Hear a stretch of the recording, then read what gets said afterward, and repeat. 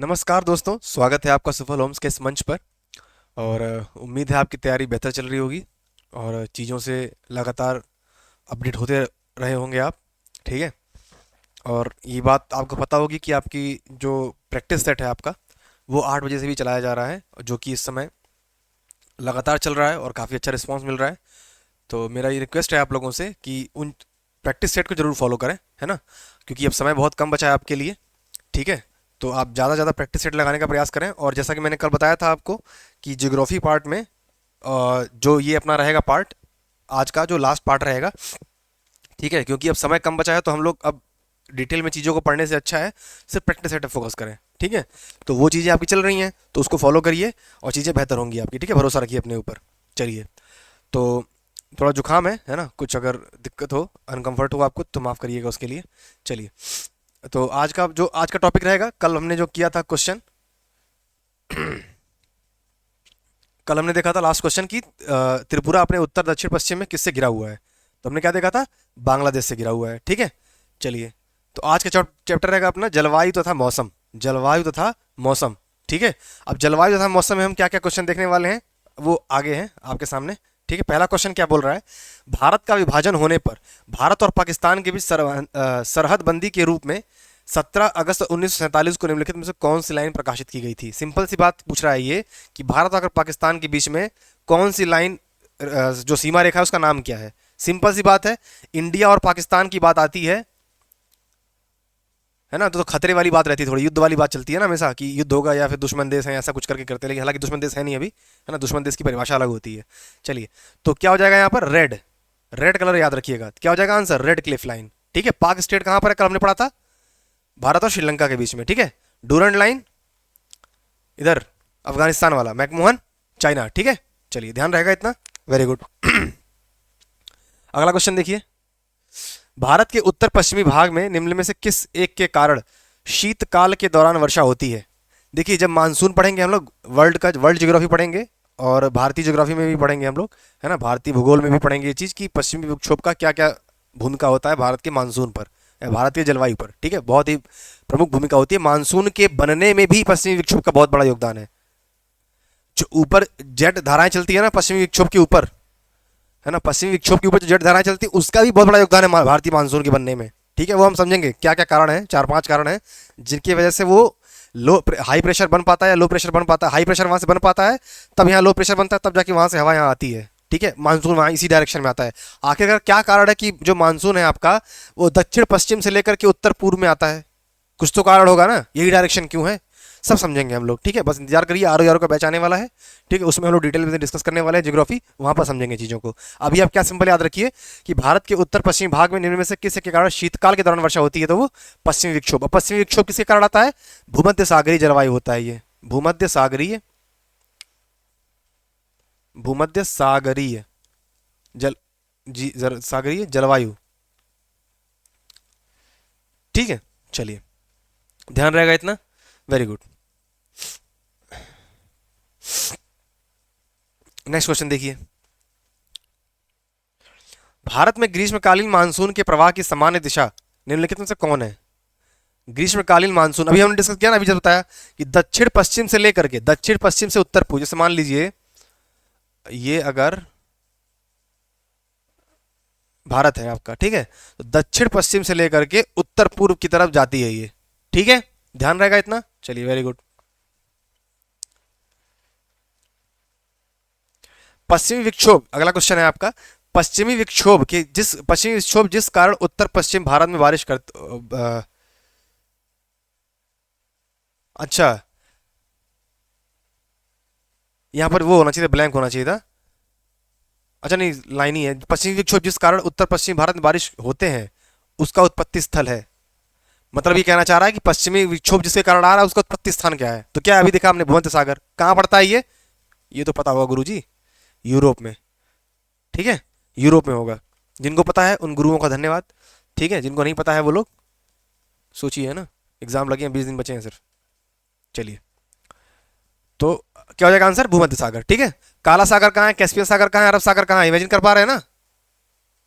Caspian सागर, अरब सागर तो पता ही है आपको, और ब्लैक सी यूरोप साइड में, चलिए अगला क्वेश्चन देखिए। अभी मैप यहाँ पर है नहीं, वरना मैं दिखा देता आपको लाइव यहाँ पे, है ना। भारत में कितनी फसली ऋतुएं पाई जाती हैं, कौन कौन सी होती हैं? अच्छा, वर्तमान में कौन सी चल रही है, कौन सी शुरू होने वाली है? अभी रबी की शुरू होने वाली है, ठीक है। खरीफ की फसल काटी जा रही है, ठीक है। तीन होती हैं, जायद, खरीफ, रबी। रबी ठंडियों वाली होती है, खरीफ जो है ये गर्मियों के बाद वाली, है ना। गर्मियों में तो ये जायद चलता है, सारे ये जो खीरे हैं, खरबूज हैं आपके, है ना, ये सब चीज़ें, तरबूज है, ये सब कहाँ है, जायद की फसल मानी जाती है, ठीक है। इसी समय ये पक्के तैयार हो जाते हैं, ध्यान रहेगा इतना। चलिए अगला क्वेश्चन देखिए। भारत की उच्चतम वार्षिक वर्षा कहाँ दर्ज की गई है? मोहसिन राम। कहाँ पर? वोसिन। पहले क्या था? चेरापूंजी था पहले, अब क्या कर दिया गया है, अब मतलब कहाँ रिकॉर्ड कर लिया गया है? मोहसिन राम, मेघालय, ठीक है, ध्यान रहेगा। चलिए अब ताज्जुब की बात यह है कि मोहसिन राम के पीछे ही, पीछे वाले इलाके में सूखा पड़ता है। सोचिए, ये है प्रकृति का एक तरह से क्या बोलते हैं, खूबी है एक तरह से, कि एक ही राज्य में एक पर्वत श्रृंखला के इधर जो है, एक क्षेत्र के इधर जो है, भारत में सबसे ज़्यादा वर्षा गणना की जा रही है ना, कैलकुलेट किया जा रहा है, और उसी के पीछे सूखा पड़ रहा है। समझ रहे हैं ना। चलिए अगला क्वेश्चन देखिए, इस चैप्टर का लास्ट क्वेश्चन। उस दिन को वर्षा का दिन माना जाता है जिस दिन 2.5 mm वर्षा होती है। कितनी? 2.5 mm, 2.5 मिलीमीटर वर्षा जब होती है, उस दिन क्या बोला जाता है? उस दिन बोला जाता है वर्षा का दिन है आज, ठीक है। चलिए, पता है आपको हिंद महासागर साइड से मानसून बनता है आपका, अरब सागर से होते हुए आता है, और जो अभी हाईएस्ट वर्षा वाला देख लिया आपने, मौसिन राम, मेघालय, ठीक है। चलिए अगला देखिए, नेक्स्ट चैप्टर। अब है टाइम जोन आपका। टाइम जोन मतलब समझ रहे हैं ना, जो पूरे विश्व में जो टाइम जोन बांटे गए हैं, उन्हीं को क्या बोला जा रहा है? यहाँ टाइम जोन बोला जा रहा है। और हम देखेंगे कि एक तरह से क्या है, जो मुख्य माना गया है वो ग्रीनविच टाइम माना गया है, 0 डिग्री देशांतर। 0 डिग्री देशांतर क्या मान लिया गया है? ग्रीनविच टाइम, है ना, ग्रीनविच टाइम। चलिए एक मिनट रुकिएगा जरा। चलिए तो क्या 0 डिग्री देशांतर को क्या मान लिया गया है? ग्रीनविच टाइम मान लिया गया है। वहां से चीजें आगे बढ़ती हैं, जैसे उसी से मान लें हम लोग कि 0 डिग्री देशांतर से भारत का कितना आगे है? भारत का 5.5 घंटे, अगर घंटे में देखेंगे 5.5 घंटे आगे है, और अगर देशांतर देखेंगे कितना आता है? 82 डिग्री 30 मिनट। कितना आता है? 82 डिग्री 30 मिनट, ध्यान रहेगा इतना। अगर 82 डिग्री आप 30 मिनट लिख रहे हैं, ठीक है, तो आप ऐसे लिखिए ईस्ट, पूर्वी देशांतर, ठीक है, ध्यान रहेगा इतना। चलिए और क्वेश्चन पे जाने से पहले आप देख लीजिए कि ये जो है यही है 82 डिग्री 30 मिनट, ठीक है। ये लाइन जा रही है जो देशांतर रेखा, अब ये किस किस राज्य से होके जाती है? पहली बात, भारत में नेपाल से जा रही है, लेकिन भारत में यूपी से होके जा रही है, ठीक है, एमपी से, छत्तीसगढ़ से, ठीक है, और उड़ीसा से, 1 2 3 4, और ये आंध्र प्रदेश से, 5 राज्यों से होकर के जाती है भारतीय मानक समय रेखा। कितने राज्यों से? 5 राज्यों से, ठीक है। और यूपी में कहाँ से गुजरती है? यूपी में प्रयागराज का जो नैनी है ना, नैनी क्षेत्र है जो है, वहां से जो है 82 डिग्री 30 मिनट जो क्षेत्र लाइन है वो गुजरती है, देशांतरी रेखा, ध्यान रहेगा। सिंपल क्वेश्चन, याद रखिएगा ये चीज, बार बार चीजें गलत होती हैं कि भारतीय मानक समय रेखा कितने राज्यों से होकर जाती है? 5 राज्यों से। कौन? यूपी, एमपी, छत्तीसगढ़, ओडिशा और आंध्र प्रदेश, ठीक है, इतना ध्यान रहेगा, 5 राज्य। अब यही सवाल ये पूछ लेता है कई बार कि भारत जो कर्क रेखा है वो भारत में कितने राज्यों से होकर जाती है? तो वहां याद रखेंगे 8 राज्यों से होकर जाती है, ठीक है। इसमें कंफ्यूजन हो जाती है बार बार, तो ध्यान रखिएगा। अभी हम मैप में देखेंगे कर्क रेखा कहाँ कहाँ से होकर जाती है, वहां समझ में आ जाएगा आपको। चलिए कर्क रेखा बस ये जा रही है, ये गुजरात, मध्य प्रदेश, छत्तीसगढ़, है ना, झारखंड, राजस्थान भी है, ये 1 2 3 4 5 6, वेस्ट बंगाल 7, ये, और 8वां मिजोरम, ध्यान रहेगा, राजस्थान भी है उसमें। चलिए अगला क्वेश्चन देखिए पहला। भारत के किस राज्य में, भारत में कर्क रेखा, ट्रॉपिक ऑफ कैंसर जिसको बोलते हैं, कैप्रिकॉर्न होता है, मकर रेखा के अति समीपस्थ शहर है? कौन सा है? कोई शहर है ऐसा जिसमें है, कौन सा हो जाएगा? कौन सा हो जाएगा? एमपी। एमपी क्यों है? यहां पर जो आपका भोपाल है, देखिए जो कैप्रिकॉर्न, जो ये ट्रॉपिक ऑफ कैंसर जो लाइन है आपकी, वो 23.5 डिग्री जाती है ना, 23.5 डिग्री से, यानी 30 मिनट। अब वही चीज भोपाल कहाँ से है? तो ये 23 डिग्री 25 मिनट पर स्थित है, इसलिए सबसे नजदीक बोला जा रहा है इसको। एमपी का भोपाल जो है सबसे नजदीक है इन राज्यों में से। कितने पर है? 23 डिग्री 25 मिनट पे स्थित है, इसलिए वो नजदीक है। और एक्चुअल में करके कहां से है? 23.5 डिग्री पर है। ठीक है, चलिए इसलिए आंसर हो जाएगा ये आपका। वैसे देख लीजिए किन किन राज्यों से जा रही है। गुजरात से, ठीक है, राजस्थान से, मध्य प्रदेश से, छत्तीसगढ़, झारखंड, वेस्ट बंगाल, त्रिपुरा और मिजोरम। एक मिनट एक मिनट एक मिनट, बस बस बस, पीछे नहीं करेगा वीडियो, कोई वीडियो पीछे नहीं करेगा कोई। बताइए जरा, पहला कौन सा था? गुजरात था। दूसरा राजस्थान। तीसरा एमपी। बिल्कुल सही बिल्कुल सही बिल्कुल सही। एमपी के बाद चौथा क्या था? छत्तीसगढ़। बिल्कुल बिल्कुल सही। पांचवा क्या था? झारखंड। छठवां क्या था? वेस्ट बंगाल। सातवां क्या था? त्रिपुरा। आठवां क्या था? मणिपुर की मिजोरम। मिजोरम, मणिपुर ऊपर है भाई साहब, ये तो क्लियर कर लीजिए। मिजोरम कहाँ है, मणिपुर कहाँ है? ठीक है, चलिए मिजोरम हो गया आपका। ये क्या हो गए? 8 राज्य ऐसे हो गए जहां से कर्क रेखा गुजरती है। चलिए, वो कौन सी नदी है जो कर्क रेखा को 2 बार काटती है? भारतीय नदी। बिल्कुल सही। क्या आप बोल नहीं पाए? हम उनसे पूछ रहे हैं जो बताए हैं। माही। बिल्कुल सही। चलिए, 100वां नंबर क्वेश्चन है, बधाई, शतक लग गया। ठीक है, भारत का अक्षांशीय विस्तार कितने डिग्री उत्तर से कितने डिग्री उत्तर तक है? देखिए क्या है, 8 डिग्री 4 मिनट से लेकर के 37 डिग्री 6 मिनट उत्तरी अक्षांश के मध्य अक्षांशीय विस्तार है भारत का। ठीक, चलिए यहां देख लीजिए, एक बार समझ लीजिए चीजों को। क्या है? 8 डिग्री 4 मिनट, एग्जैक्टली दिख नहीं रहा होगा आपको, है ना? 8 डिग्री 4 मिनट से 37 डिग्री 6 मिनट तक, फिर 66 डिग्री। देखिए मैं जूम कर देता हूं इसको, एक बार प्रयास करते हैं जूम करने का। 68 डिग्री दिख रहा है अभी? ठीक है, 68 डिग्री 7 मिनट से लेकर के 97 डिग्री 25 मिनट। कितना? 97 डिग्री 25 मिनट। ध्यान रहेगा, ऐसे लिख लीजिए, ऐसे। क्या रहेगा इसमें?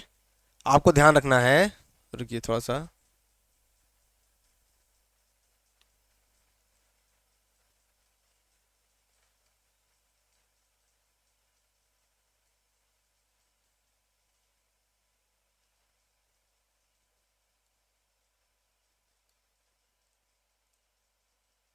एक सेकंड रुकिएगा। ठीक है, चलिए थोड़ा उतना ही कट रहा है वो। चलिए, तो क्या हो जाएगा आपका? ये 8 डिग्री, सही है ना? 8 डिग्री 4 मिनट। लाइन तो नहीं दिख रही कहीं? ठीक है, 8 डिग्री 4 मिनट से लेकर के 37 डिग्री 6 मिनट तक, 37 डिग्री 6 मिनट तक। ये 68 डिग्री 7 मिनट से लेकर के 97 डिग्री 25 मिनट तक। ठीक है, ये उत्तर उत्तर लिखेंगे आप। क्या लिखेंगे? उत्तरी अक्षांश, ये पूर्वी अक्षांश। देशांतर, ये पूर्वी देशांतर, ये भी पूर्वी देशांतर, ये भी पूर्वी देशांतर। ये नहीं कि भारत के संदर्भ में इधर पश्चिम बोल देंगे उधर पूर्वी बोल देंगे, नहीं। वो 0 डिग्री देशांतर से पूर्व में है, और अगर 0 डिग्री देशांतर से पश्चिम में जाएंगे तो सारे पश्चिम में लिखे जाएंगे। ठीक है, भारत के रेफरेंस में नहीं है देशांतर, ये 0 डिग्री देशांतर से पूर्व में है। तो 68 डिग्री 7 मिनट पूर्व से लेकर के 97 डिग्री 25 मिनट पूर्व, 8 डिग्री 4 मिनट से उत्तरी अक्षांश से लेकर के 37 डिग्री 6 मिनट उत्तरी अक्षांश। ठीक है, चलिए क्लियर हो गया। नेक्स्ट देखिए क्वेश्चन, कर्क रेखा निम्नलिखित में किन राज्यों में से गुजरती है? अब हम इसका आंसर नहीं देंगे, आप बताएंगे। कर्क रेखा की बात हो रही है। पहला, गुजरात पहले वैसे ही पड़ता है। झारखंड से जाती है क्या? बिल्कुल जाती है। असम कहाँ आ गया? असम नहीं है, मिजोरम है, झारखंड है, गुजरात है। 1 2 4, C will be your right answer. 8 याद है क्या? वीडियो रोक करके जरा सोचिए एक बार। 8 राज्य याद है क्या? गुजरात, राजस्थान, एमपी, छत्तीसगढ़, झारखंड, वेस्ट बंगाल, त्रिपुरा, मिजोरम, सारे याद हैं आपको? बिल्कुल सही, सही जा रहे हैं आप। ठीक है, नेक्स्ट क्वेश्चन देखिए, दोबारा देख लीजिए। ठीक है, गुजरात, राजस्थान, मध्य प्रदेश, छत्तीसगढ़, झारखंड, वेस्ट बंगाल, त्रिपुरा, मिजोरम। ठीक है, मणिपुर ये रहा। ठीक है, चलिए नेक्स्ट क्वेश्चन देखिए, भारतीय मानक मेरिडियन 5 राज्यों के माध्यम से गुजरता है। इनमें से कौन सा राज्य 5 में से नहीं है? आंध्र प्रदेश, उड़ीसा, बिहार, छत्तीसगढ़। बिहार कहाँ से आ गया? बिहार नहीं है उसमें। ठीक है, ये जो है अगर आप ऐसे देखेंगे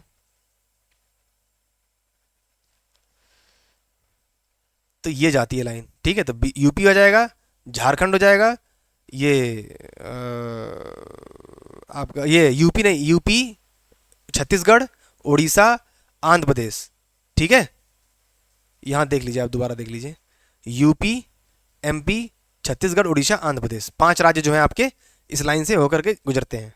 मतलब उन राज्यों से लाइन होकर गुजरती है, राज्य तो क्या ही गुजरेंगे। ठीक है, चलिए, तो क्या हो जाएगा, बिहार गलत आंसर हो जाएगा इसका।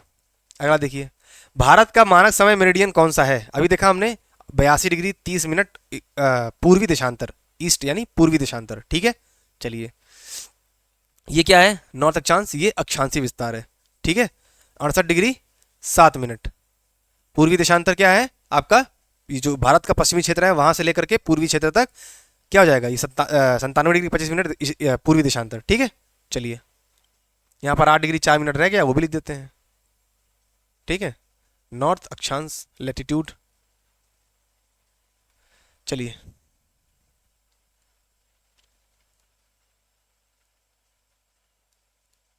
अभी ठीक है। अगला क्वेश्चन देखिए, अब आता है जनसांख्यिकीय परिवर्तन और प्रवास। ये लास्ट चैप्टर है आपका, ये आज के सेशन का लास्ट चैप्टर है, जनसांख्यिकीय परिवर्तन तथा प्रवास। ठीक है, जनसांख्यिकीय परिवर्तन तथा प्रवास, जनगणना वगैरह देखेंगे चीजें हम इसमें। पहला क्वेश्चन क्या बोल रहा है, वर्ष 2001 से 11 की अवधि में कुल जनसंख्या में निम्नतम वृद्धि वाला राज्य कौन सा है? नागालैंड है। क्यों? इसका दशकीय वृद्धि जो था वो क्या था, 6% था 2001 से लेकर 11 के मध्य में, इसलिए क्या हो जाएगा आंसर आपका, नागालैंड हो जाएगा। ठीक है, क्लियर। चलिए, नेक्स्ट क्वेश्चन देखिए,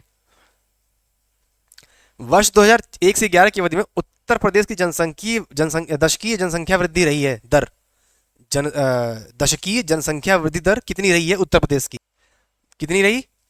देखिए एक्चुअली क्या है, 2011 जनगणना हुई, ठीक, और एक रिपोर्ट 30 अप्रैल 2013 को भी लॉन्च किया गया, 2013 को कुछ रिपोर्ट आई, उसमें क्या है 2011 के हिसाब से तो 22.19 था, लेकिन बाद में क्या कर दिया गया, ये 22.22, सॉरी 20.22, क्या हो जाएगा 20.22।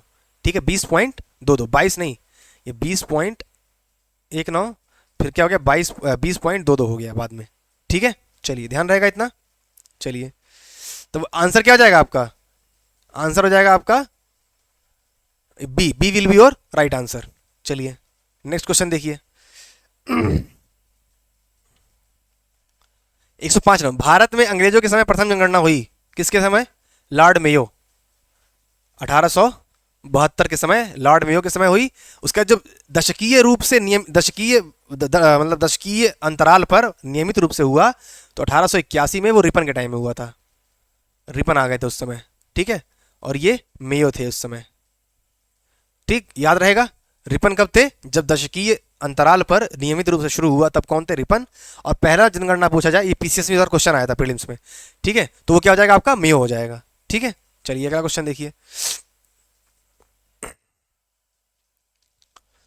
निम्न में से कौन सी एक 2001 से 11 के दशक में भारत की जनसंख्या की दशकीय वृद्धि रही है? कौन सी एक भारत की जनसंख्या की दशकीय वृद्धि 17.7%। वैसे 17.7% है, लेकिन क्या किया गया है यहाँ पर 17.64 है, ये नजदीक किसके है, 70 के। ठीक है, तो आंसर क्या हो जाएगा, B will be your right answer. 17.7% जो है दशकीय वृद्धि रही है 2001 से 11 के बीच में। चलिए नेक्स्ट क्वेश्चन देखिए, भारत में जननांकीय इतिहास में महाविभाजन का वर्ष कौन सा है? ये क्वेश्चन कई बार पूछा गया है, बहुत बार पूछा गया है क्वेश्चन, और इस क्वेश्चन का आंसर का रीजन ही पता होना चाहिए आपको। आंसर है 1921। 1921 क्यों है? ये इसलिए है कि 1921 से पहले जो है बर्थ रेट और डेथ रेट यानी मृत्यु दर और जन्म दर दोनों क्या थे, बहुत ऊंचे थे, बहुत दर ज्यादा थी इसकी। इससे क्या होता था कि जनसंख्या घटती जा रही थी, ठीक, जनसंख्या घट रही थी। अब 1921 के बाद क्या हुआ कि मृत्यु दर कम हो गई, क्या हो गई, मृत्यु दर कम हो गई, और जब मृत्यु दर डिक्रीज हो गई तो जनसंख्या बढ़ने लगी।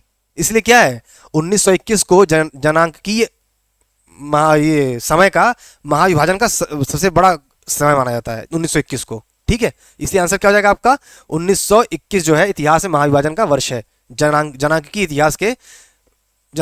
के इतिहास में महाविभाजन का वर्ष कौन सा हो जाएगा आपका 1921। रीजन आपको पता चल गया। ठीक है, चलिए 108 नंबर, 2011 जनगणना के अनंतिम आंकड़ों के अनुसार भारत की जनसंख्या का कितना प्रतिशत उत्तर प्रदेश में रहता है? कितना परसेंट रहता है? 16%, लगभग 16% जो है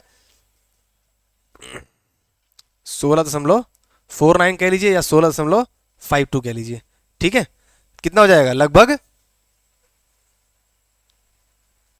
16%। ठीक है, जब 2011 में जनगणना आंकड़े जारी किए गए थे तब 16.49 था, है ना, 16.49।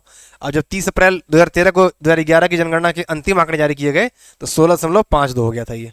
तो क्या जगह लगभग 16%। क्या है, भारत की कुल जनसंख्या का लगभग 16%, यानी 16.52% भारत में, मतलब भारत की कुल जनसंख्या का लगभग 16.52% उत्तर प्रदेश में निवास करते हैं। ठीक है, चलिए, जनगणना 2011 के अंतिम आंकड़ों के अनुसार भारत की जनसंख्या में स्त्रियों का प्रतिशत कितना है, 48.46%। कितना है, 48.46। वही चीज है, यही 48.46 जब अप्रैल 2013 में किया गया तो 48.52 हो गया था ये। ठीक है, चलिए, दोनों में से कोई भी आता है आप टिक कर देंगे। ठीक है, ध्यान रहेगा। चलिए, नियर अबाउट ही है एकदम, ज़्यादा से ज़्यादा बहुत ज़्यादा डिफरेंस नहीं है। चलिए नेक्स्ट क्वेश्चन देखिए, second last question of the day.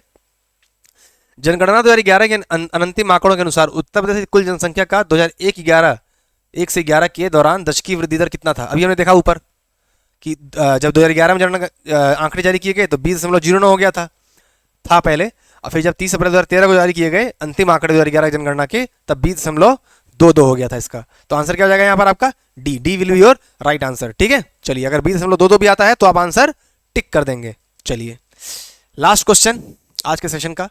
राष्ट्रीय जनसंख्या नीति सन 2000 का लक्ष्य है कि 2045 तक जनसंख्या को स्थिर स्थिति पर लाना है। कहाँ लाना है, स्थिर स्थिति पर लाना है 2045 तक। ये 5 फरवरी सन 2000 को लागू हुआ था जनसंख्या राष्ट्रीय जनसंख्या नीति। ठीक है, और उसमें लक्ष्य रखा गया था 2045 तक हम जनसंख्या को स्थिर स्थिति पर ले आएंगे। अभी आने में समय है। अब देखिए धीरे धीरे भारत जो है जनसंख्या में नंबर 1 होता जा रहा है। ये भी चिंता का विषय है, ठीक है, क्योंकि जनांक जो ये